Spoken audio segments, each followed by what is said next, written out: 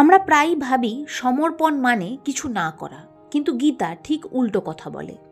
ভগবদ্ গীতায় কর্মযোগ শেখায় কাজ করো পূর্ণ নিষ্ঠায়, কিন্তু ফলের আসক্তি ছেড়ে দাও। গুরুদেব শ্রী স্বরূপানন্দ ব্রহ্মচারীর উক্তির প্রয়োগও এখানে দেখতে পাওয়া যায়, যখন তিনি বলেন যে ঈশ্বরকে তুমি নিঃশর্তভাবে ভালোবাসো, তুমি তোমার সব প্রয়োজন জানো না, কিন্তু তিনি তোমার সব প্রয়োজন জানেন।